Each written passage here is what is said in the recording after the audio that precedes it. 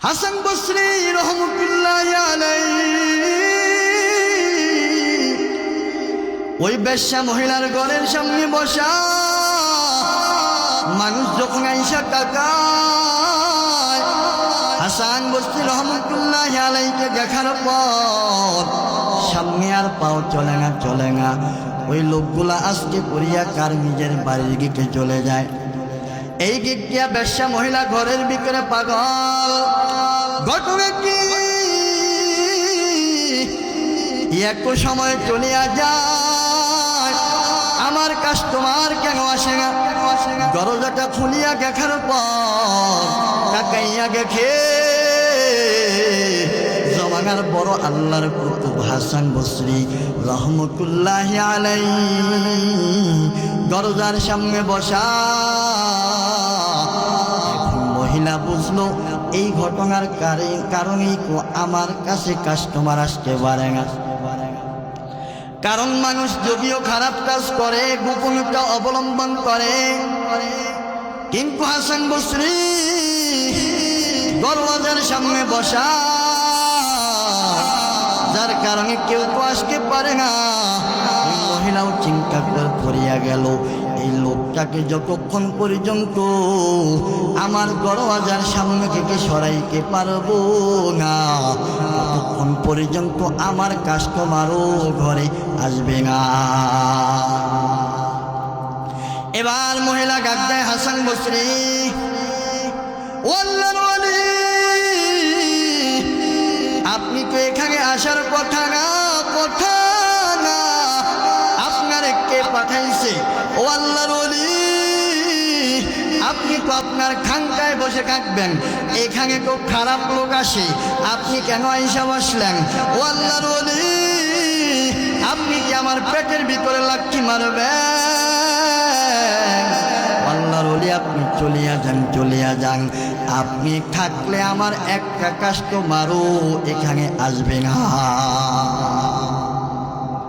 আল্লাহর ওলি ডাক দিয়া কয়, মহিলা তুমি কি জানো না জিনা ব্যভিচার করা হারাম? জিনাকারী পুরুষ মহিলার জন্য আল্লাহ তাআলা কিয়ামতের দিন বড় ভয়ঙ্কর জাহান্নাম বানায় রাখছে। এ মহিলা তুমি কি জানো না? তাহলে তুমি কেন এই খারাপ কাজে লিপ্ত হও? তুমি কি এই কাজটা ছেড়ে দিতে পারো না? মহিলা গিয়া কয়, হুজুর, এই কাজ করি আমি আমার পেট চালাই, আমার সংসার চালাই, সব কিছু চালাই। হুজুর, এই কাজ ছাড়া তো আমি বাঁচতে পারি না, এই জন্য আমি এই কাজটা করি। আল্লাহর ওলি গিয়া কয়, মহিলা, যদি তুমি এই কাজটা করে তোমার পেট চালাও, সংসার চালাও, এ মহিলা, তোমার কাছে আমি আসলাম একটা কারণে। মহিলা গিয়া কয়, হুজুর, কি কারণে আপনি আসলেন? আল্লাহর ওলি গিয়া কয়, মহিলা, তুমি যেহেতু টাকার বিনিময়ে বেশ্যাগিরি করো, খারাপ কাজ করো, এ মহিলা, আমিও তোমাকে একটা রাত্রের জন্য পেতে চাই, দরকার হলে ডাবল টাকা আমি তোমারে দিব। মহিলা এবার আশ্চর্য হয়ে যায়, আল্লাহর ওলি কি বলতেছেন? আপনি তো এই কাজ করার লোক না, আপনার সাথে তো এই কাজ যায় না। আল্লাহর ওলি, আপনি চলে যান।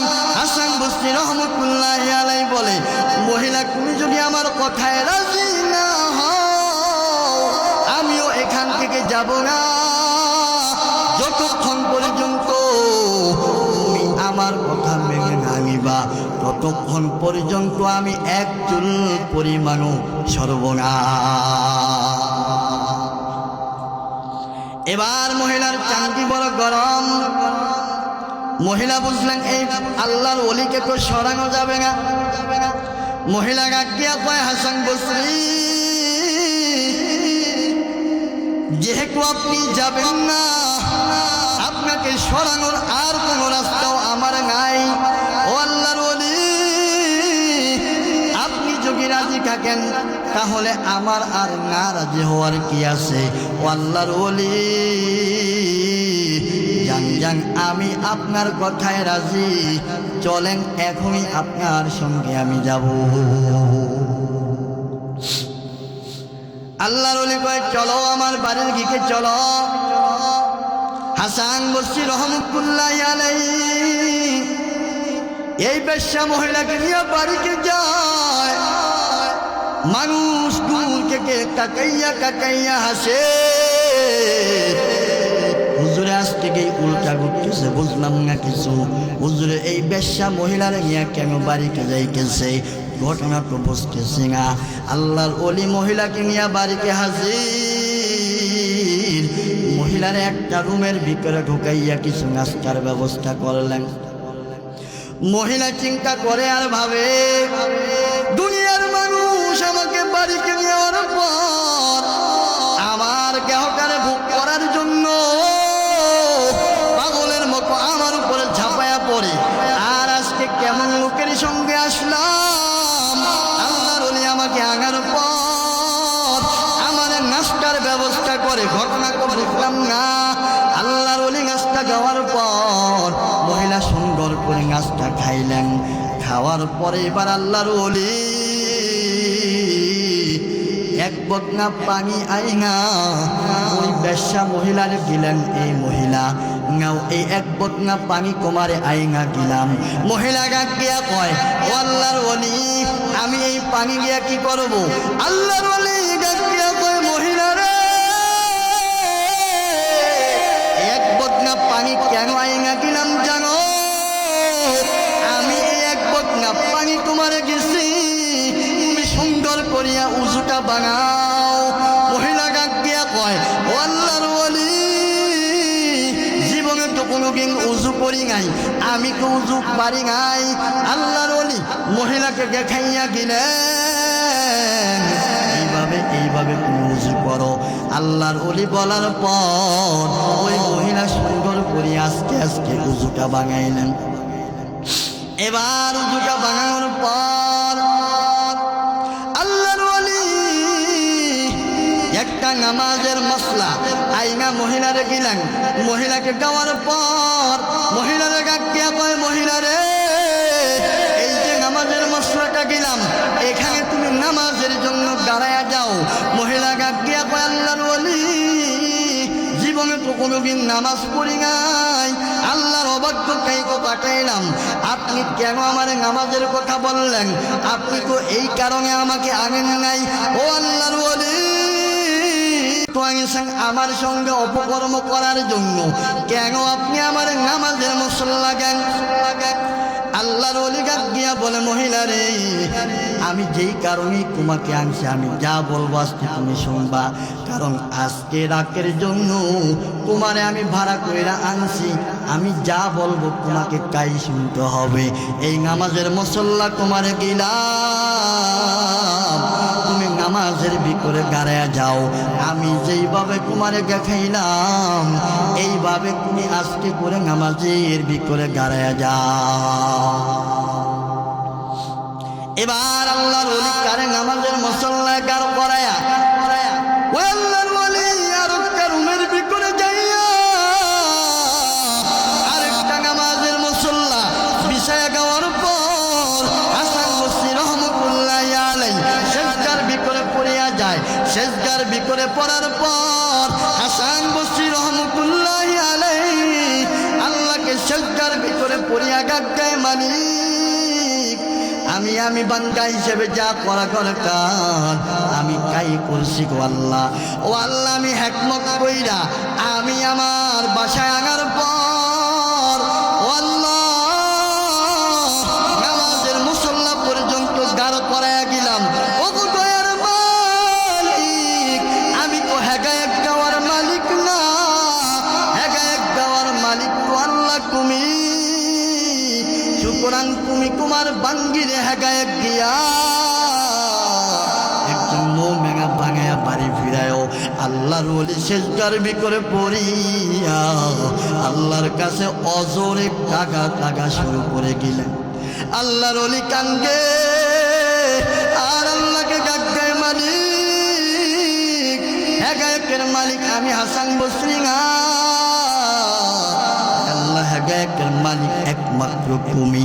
আজকে এই মহিলার হেদায়েত না দিয়া তুমি বাড়িকে ফিরায়ও না। আল্লাহকে হাসান বসরির গাছ দেওয়ার পর আল্লাহর ওলিদের দোয়া বিকা যেতে পারে না। আল্লাহর ওলি দোয়া করার পর আল্লাহর আরশের ভিতরে ঝাঁকুনি শুরু হয়ে যায়।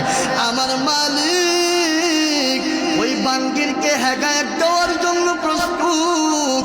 আল্লাহ তাআলা ওই বাঙ্গিরে হেদায়েত দিয়া গেলেন। কিছুক্ষণ আল্লাহকে ডাকার পর এবার হাসান বসরি রহমতুল্লাহ আলাইহি ওই মহিলারে আইসা ডাক মারে, মহিলারে তোমার সাথে যে কথা ছিল আজকে তোমারে আমি আমার ঘর পর্যন্ত আনলাম, আমার কাজ শেষ, এবার তুমি তোমার বাড়ির দিকে রওনা হও। মহিলা ডাক দিয়া কয়, হাসান বসরি দুনিয়ার মানুষ আমার বাড়িতে নেওয়ার পর এবং যারা আমার বাড়িতে আসে ও আল্লাহর ওলি শুনো, আমাকে পাওয়ার পর আমার দেহটারে ভোগ করার জন্য চিল শকুনের মতো আমার দেহের উপরে ঝাঁপায়া পড়ে। ও আল্লাহর ওলি আপনি তো আমাকে আনার পর আমার চেহারার দিকে একটাবারও ভালো নজরও তাকান না। ও আল্লাহর ওলি আপনার মতো মানুষ আমি আমার জীবনেও তো পাই না।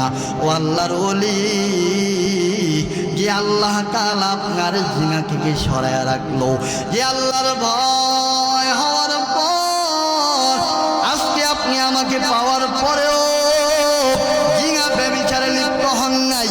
ও আল্লাহর ওলি আমি আর নাফরমান বেঈমান হইয়া আমি আমার বাড়িতে যাইতে চাই না। আল্লাহর ওলি আপনি আমার কালিমা পড়ায়া গেন, লা ইলাহা ইল্লাল্লাহু মুহাম্মাদুর রাসূলুল্লাহ। এবার মহিলা ডাক দিয়া কয়, আল্লাহর ওলি আমি জীবনে আর কোনদিন নাফরমানি করব না, জিনা ব্যভিচারে লিপ্ত হব না, খারাপ কাজের দিকে যাব না। ও আল্লাহর ওলি আপনার কাছে আমি বায়াত গ্রহণ করলাম, আমি জীবনে আর কোনদিন আল্লাহর অবাধ্যতার পথে চলব না। সুবহানাল্লাহ। এই জন্য গুলিশার মানুষ বলেন তো হেদায়েত কার হাতে? আর জোরে বলেন কার হাতে? আল্লাহ বলে আমি আল্লাহ যারে পছন্দ করি তারে হেদায়েতকে। আজকের মাহফিল হলো হেদায়েতের জায়গা। কার বয়ানে কার কথায় কার কপাল খুলে যায়, এর নবীর উম্মতের দল। এই জন্য কোরআনের আয়োজন যেখানেই হয় সেখানেই যাইয়া হাজিরা দেওয়া লাগে কি লাগে না? ইয়া আইয়ুহাল্লাযীনা আমানুত্তাকুল্লাহ, আল্লাহ বলে হে ঈমানদার আমি আল্লাহকে ভয় করো। হাক্কা তুকাতিহি, ভয় করার মতো বান্দা ভয় করো। শুধু ভয় করলে চলবে না, ভয় করার মতো ভয় করো। কারণটা কি জানোনি? আল্লাহকে ভয় করার পরে আবার নাফরমানি করা হবে না। আল্লাহকেও ভয় করো, নামাজ পড়ো না। আল্লাহকেও ভয় করো, রোজা ছেড়ে দাও। আল্লাহকে ভয় করো, নাফরমানি করো। আল্লাহ বলে এই ভয় করলে চলবে না, আমি আল্লাহকে ভয় করো। কেমন ভয় করবা বান্দা জানো? ভয় করার মতো ভয় করো, যাকে করে নাফরমানি করার সময় তুমি যখন গুনাহের কাজের দিকে চলিয়া যাইবা, তখন তোমার আমার অন্তরের ভিতরে একটা কথা চলে আসবে, আমি যে নাফরমানি আর গুনাহ করি, গুনার জন্য একদিন তো আমার আল্লাহর আদালতে দাঁড়াইতে হবে। আজকে মানুষ দুর্নীতি করে আল্লাহর ভয় নাই, ঘুষ খায় আল্লাহর ভয় নাই, জিনা ব্যভিচার করে আল্লাহর ভয় নাই, সুদ খায় আল্লাহর ভয় নাই, আরেকজনের আইল খেলে আল্লাহর ভয় নাই। কেন বান্দা জানো? অন্তরের ভিতরে মালিকের ভয় নাই। আল্লাহ বলে বলে বান্দা যখন তুমি অন্তরের ভিতরে আল্লাহর ভয় ঢুকাইবা আমার মালিক জাগায়া গে বান্দা তোমার দ্বারা কোনোদিন দুর্নীতি করা সম্ভব নয়। কথা বলেন ঠিক কিনা? দুর্নীতির হই আখড়ায় বসে জাহির করে জ্ঞান, দুর্নীতির হই আখড়ায় বসে জাহির করে জ্ঞান, কলম গিয়ে কামায় টাকা আবার ঘরে সাগর ভান। ওরা শিক্ষিত শয়তান, ওরা শিক্ষিত শয়তান, ওরা শিক্ষিত শয়তান, ওরা শিক্ষিত শয়তান। কথা বলেন ঠিক কিনা? ওরা হলো দেশের লাগি মহামারীর মতন, ফাইলে কলম ঠেকাইয়া চালায় ওরা নির্যাতন। ওরা হলো দেশের লাগি মহামারীর মতন, ফাইলে কলম ঠেকাইয়া চালায় ওরা নির্যাতন। ঘুষের টাকায় ওদের বুড়ি করে যে টান।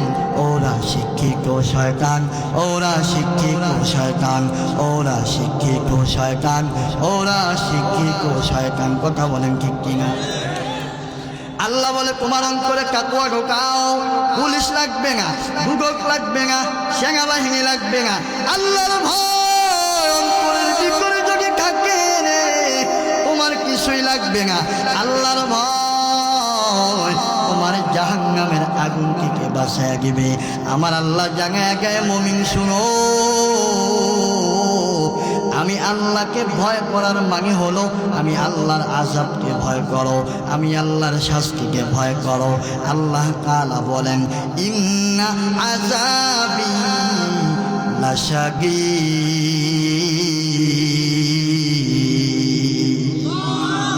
আমার আল্লাহ গাগিয়া কয় আমি আল্লাহর আযাব বড় কঠিন, আমি আল্লাহর আযাব বড় ভয়ঙ্কর।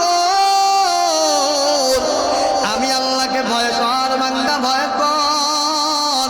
আমি আল্লাহকে ভয় করার পর তোমার কারো গুনাহ হবে না, তোমার কারো অন্যায় হবে না। এরে আল্লাহর বান্দা ভালো করিয়া শোনো, কিছু লোক বলে হুজুর আল্লাহর ভয় করলে সংসার কেমনে চালাইব? বলে কি বলে না? বেতন হলো 20,000, টেবিলের নিচ গিয়া কামায় 50,000। আছে না নাই? না ভিক্ষা কইতাছে? বেতন হলো 20,000, টেবিলের নিচ গিয়া কামায় 30,000। যতক্ষণ পর্যন্ত ফাইলে সই করবে না, যতক্ষণ পর্যন্ত ওই কুত্তারে ঘুষ না দিবে। ঠিক না? জোরে বলে যেই কুত্তা গুখায় অভ্যাস, আর যতই হালুয়া আর বিরিয়ানি যাই গেন লাভ নেই, ওই ঘুষ খাইবে। ভয় তো নেই আল্লাহ। এই জন্য টেবিলের নিচ গিয়া কামায় পায় হুজুর আল্লাহর ভয় করলে সংসার চালানো যায় না। সন্তানটারে ইংলিশ মিডিয়ামে পড়াই, বিশাল বাসা নিয়ে থাকি, 50,000 টাকা ভাড়া। বেতন হইল 20,000, ফ্ল্যাট বাসায় থাকে 50,000 টাকা ভাড়া দেয়। আসে না গায়ে জোরে কন? এখানে গায়ে ঢাকা শহরে আছে নাকি? আল্লাহ রাব্বুল আলামিন বলে মুমিন ওয়া মান ইয়াত্তাকিল্লাহা ইয়াজআল লাহু মাখরাজা। আল্লাহ বলে বান্দা আমি আল্লাহকে যদি ভয় করো আমি আল্লাহ তোমার জন্য যথেষ্ট হয়ে যাব। এরে আল্লাহর গোলাম ভালো করে শুনো, দুনিয়ার কিছুর প্রতি মুখাপেক্ষী হইবা না, আল্লাহকে সহিভাবে মানো, আল্লাহর উপর ভরসা করো। আল্লাহ বলে আমি আল্লাহ তোমার জন্য যথেষ্ট হয়ে যাবে। এর নবীর উম্মতের দল হযরতে ওমরের জমানায় আল্লাহর একজন বান্দা, ওই বান্দা জীবনভর গান গাইয়া গাইয়া সময় পার করে। আল্লাহর বান্দার কর্ম হলো গান গাওয়া। হযরতে ওমরের জমানায় আল্লাহর বান্দা গান গাইয়া গাইয়া সময় পার করে। মানুষ গান শোনার পর ওই আল্লাহর বান্দারে হাগিয়া গায়। ওই আল্লাহর বান্দারে টাকা দেওয়ার পর ওই আল্লাহর বান্দা এই টাকা দিয়া কার নিজের সংসারটা চালায়। ওই হযরত ওমরের জমানায় ওই আল্লাহর বান্দা গান গাইয়া গাইয়া সময় কাটায়।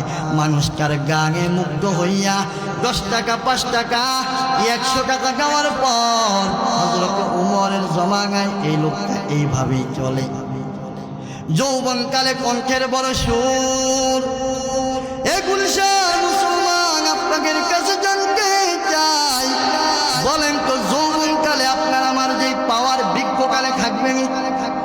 কণ্ঠের শক্তি থাকবে নি, শরীরের পাওয়ার থাকবে নি, যৌবনের পাওয়ার থাকবে নি। আমার আল্লাহ বলে, আমি আল্লাহ আস্তে আস্তে আস্তে আস্তে করে শরীরের পাওয়ার কমায়া গে, গাড়িগুলার শাখা ভাঙায়া গেই, দাঁতগুলা ফেলে গেই, মাথার চুলগুলা শাখা ভাঙায়া গেই, শরীরের ভিতরে ভাঁজ আমি আল্লাহ তাআলা দান করি। শরীরের পাওয়ার কমায়া গেই, কণ্ঠের পাওয়ার কমায়া গেই। ওই উমরের জমানায় ওই বাঙ্গা যৌবনের পাওয়ার পাওয়ার পর এবার গান গাইয়া গাইয়া সময় পার করে, আর যেই জীবিকা নির্বাহ করে ওটা গিয়া কার জীবন কারে সুন্দর করিয়া চালায়। এখন যখন বৃদ্ধ হয়ে গেছে, এখন যতই সুন্দর করে গান বলার চেষ্টা করে, এখন আর কণ্ঠের ভিতরে ওই মজার গান আর বাজে না। এখন আর কেউ কারে টাকাও গায় না, এখন আর কেউ কারে পয়সাও গায় না। আল্লাহর বান্দা গান যতই সুন্দর করে গায়, বৃদ্ধ বয়স হওয়ার কারণে গানের ভিতরে তাল লয় ঠিক থাকে না, সুন্দর করে গাইতে পারে না। এবার আল্লাহর বান্দা পাগলের মতো হয়ে গেল, আহারে জীবনটা গান গায়া কাটাইলাম, এখন আমার উপায় কি হইয়া যাবে। এবার আল্লাহর বান্দার অন্তরের ভিতরে একটা ভয় ঢুকলো। এতদিন পর্যন্ত মানুষ মজা পাইয়া গান শুনে আমার টাকা দিছে, এখন আর কেউ আমার গান শুনবে না, কেউ আমার আর টাকা দিবে না, এখন আমার আর উপায় নাই, কেউ আমার আর জায়গাও দিবে না, কেউ আমার আর টাকাও দিবে না। এখন দুনিয়ার ভিতরে কেউ আমার আপন না, কেউ আমার আপন না। এখন যদি আপন বাঙাইতে হয়, একমাত্র আমার আল্লাহ ছাড়া আর কেউ নাই। কথা বলেন ঠিক কিনা? এর গভীর উন্মুখের গোল আপনাদের কাছে জানতে চাই, সন্তানকে বাবা ফালায়া দিতে পারে, বাবা সন্তানকে ফালায়া দিতে পারে, মা সন্তানকে কেজ্য করিয়া দিতে পারে, আবার সন্তান মারে ফালায়া দিতে পারে, ভাই ভাইকে ভুলিয়া যাইতে পারে, বোন ভাইকে ভুলিয়া যাইতে পারে। কিন্তু আমাদের মালিক দয়ার আল্লাহ একটা জোরে ডাকবেন না আল্লাহ, একটা মধুর ডাকবেন না আল্লাহ। আল্লাহ বলেন গোলাম, আমি আল্লাহকে যখন ডাকো, যখন আমার একটা বার ডাকো, আমি আল্লাহ করে 70 বার করে জবাব দেই। ওই যখন আমার 1 হাত অগ্রসর হও, আমি আল্লাহ তোমার দিকে 2 হাত অগ্রসর হই। তুমি যখন আমি আল্লাহর দিকে দৌড়ায়া আসো, আমি আল্লাহ পলকের সাথে তোমার কাছে বান্দা হাজির হয়ে যায়। আমার আল্লাহ এমন একজন দয়ার মালিক, আল্লাহকে কাউরে ভুলতে পারে না। ওই মায়ের পেটে আমি তুমি একা ছিলাম, কথা বলেন ঠিক কিনা? দুনিয়ার কেউ ছিল না। ওই মায়ের পেটে আমার আল্লাহ অক্সিজেন দিল, খাবার দিল, মায়ের পেটে সুন্দর করে রাখার পর দুনিয়ার জমিনে যখন আমি তুমি আসলাম, ওই সময় তুমি আর কোনো খাবার তুমি আমি গ্রহণ করতে পারি নাই। আমার আল্লাহ মায়ের স্তনের ভিতরে এমন একটা খাবারের ব্যবস্থা করেছে, এই খাবারটা পৃথিবীর সবচেয়ে ভালো খাবার। আমার আল্লাহ মায়ের স্তনের দুধের ব্যবস্থা করলো। আমার আল্লাহ তোমারে আমারে সুন্দর করে লালন পালন করার পর আমার তোমারে বড় করলো। এখন বলি দেয়ার ইজ নো গড, আল্লাহ বলকে কিছু নেই, আসে না নাই। যে আল্লাহ করে খাওয়াইলো, বাঁচাইলো, বড় করলো, আজকে সে আল্লাহকে বিশ্বাস করো না। এরকম বিরুম্মকের কল যে আল্লাহ আমাদের প্রিয় বন্ধু, আল্লাহর চাইতে আপন আর কেউ হতে পারে না। কথা বলেন ঠিক কিনা? এবার আল্লাহর বান্দা অনুপায়, এখন তো আল্লাহ ছাড়া আমার কেউ নাই। ওই আল্লাহর বান্দা এবার বুঝতে পারলো আল্লাহ ছাড়া কেউ নাই। এবার আল্লাহর বান্দা আল্লাহর গায়ে মালিক জীবনটারে কাটাইছি না ফরমানি কইরা, জীবনটা কাটাইছি গান গাইয়া, জীবনটা কাটাইছি খারাপ পকে পকে কাটাইছি। ওরে আল্লাহ, জীবনটারে নষ্ট করে গিয়েছি, জীবনে তোমার আপন বলকে বুঝি নাই। তুমি আল্লাহ যে সবচাইতে বড় আপন, আয় আল্লাহ কখন বুঝি নাই। ও আল্লাহ, এখন তুমি ছাড়া আমার কেউ নাই, তোমার উপর আস্থা রাখলাম, তোমাকে ভয় করলাম। ও আল্লাহ, তুমি আমার সব ব্যবস্থা করে দাও। আমার মালিক ডাকিয়া কয়, গোলাম, দুনিয়ার সব মানুষ তোমারে ঘুরে খেয়ে লাগিতে পারে, কিন্তু আমি আল্লাহ তো করে ঘুরে ফালাইতে পারি না, কারণ করে আমি আল্লাহ বড় মোহাব্বত কইরা বানিয়েছি। এবার ওই বৃদ্ধ অঝরে কাটতে কাটতে জান্নাতুল বাকিতে পৌঁছে গেলেন। জান্নাতুল বাকিতে পৌঁছার পর এবার আল্লাহর বান্দা সেজদার ভিতরে পড়িয়া গেলেন। সেজদার ভিতরে পড়ার পর ওই আল্লাহর বান্দা আমার আল্লাহকে ডাকতেছে, মালিক, তুমি ছাড়া আমার আর আপন কেউ নাই, কেউ নাই, তুমি ছাড়া আমার উপায় নাই। আয় আল্লাহ, তোমার কাছে আমি সফর্গ হইয়া গেলাম, তুমি একটা ব্যবস্থা করো। এইভাবে আল্লাহকে যখন ডাকে, আমার আল্লাহর কুদরতি অন্তরে মায়া লাগিয়া যায়, অন্তরের ভিতরে জোশ মারে। আমার মালিক হযরত ওমরকে স্বপ্ন যুগে দেখাইতেছে, এ ওমর, এক রাত্রি তুমি ঘুমাও, আমি আল্লাহ তো ঘুমাইতে পারি না, আমি আল্লাহ কমরাও যাইতে পারি না, কারণ আমি আল্লাহ যদি ঘুমাই পৃথিবী সব কিছু ধ্বংস হয়ে যাইতে পারে। আমার আল্লাহর মুসা নবী কয়, ও আল্লাহ, তুমি কি ঘুমাও না, তুমি কি কমরাও যাও না, তুমি কি ঘুমাও না, তুমি কি কমরাও যাও না। আল্লাহ বলে, মুসা, তোমার হাতের ভিতরে একটা পানি নাও, পানির গ্লাস নাও। মুসা নবী হাতের ভিতরে পানির গ্লাস টাঙিয়া গাড়াইয়া রয়েছে। দীর্ঘ সময় গাড়াইয়া থাকার পর হঠাৎ করে মুসা নবীর একটা তংরা আসলো। তংরা আসার পর হাতের গ্লাসটা হাত থেকে পড়িয়া চূর্ণ বিচূর্ণ হইয়া যায়। আমার আল্লাহ ডাকিয়া কয়, মুসা রে, মাত্র একটা পানির গ্লাস তোর হাতের ভিতরে আমি আল্লাহ দিছি। ও মুসা, বেশি সময় নয়, অল্প একটু সময়ের ব্যবধানে তোমার হাতের গ্লাসটা তংরা আসার কারণে ভেঙ্গে চুরমার হয়ে গেছে। ও মুসা, তুমি বলো আমি আল্লাহ ঘুমাইনি। ও মুসা, আমি আল্লাহ যদি ঘুমাই, এইভাবে পুরো পৃথিবীটা ধ্বংস হয়ে যাবে। আল্লাহ রাব্বুল আলামিন হযরত ওমরকে ডাক দিয়া বলে, ওমর, তুমি তো ঘুমাও, কিন্তু আমি আল্লাহ তো ঘুমাইতে পারি না। ও ওমর, তাড়াতাড়ি ঘুম থেকে উঠো, দৌড়াও দৌড়াও, ওই যে জান্নাতুল বাকির ভিতরে আমার একজন বান্দা অজরে আমি আল্লাহকে আল্লাহ আল্লাহ বলিয়া ডাকতেছে।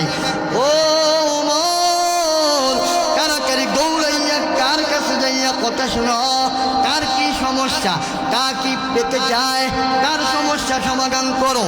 এই বলিয়া ঘুমের ভিতরে হযরত ওমর হঠাৎ করে ঘুমটা ভেঙে গেল।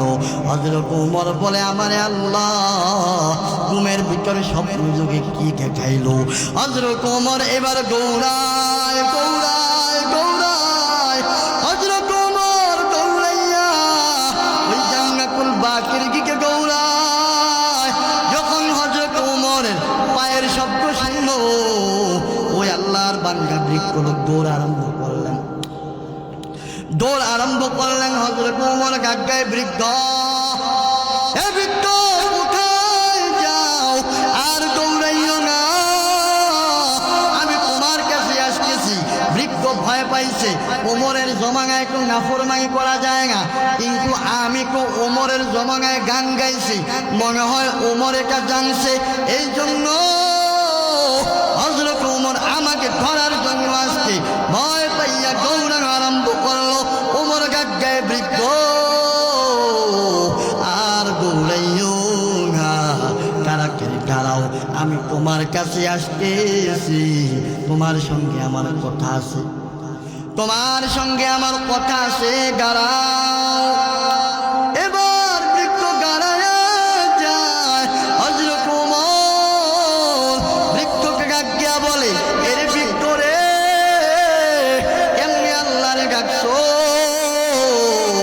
ওর ডাকটা তো আল্লাহর আরশ পর্যন্ত পৌঁছে গেছে, ওর ডাকটা আমার আল্লাহর কাছে কবুল হয়ে গেছে।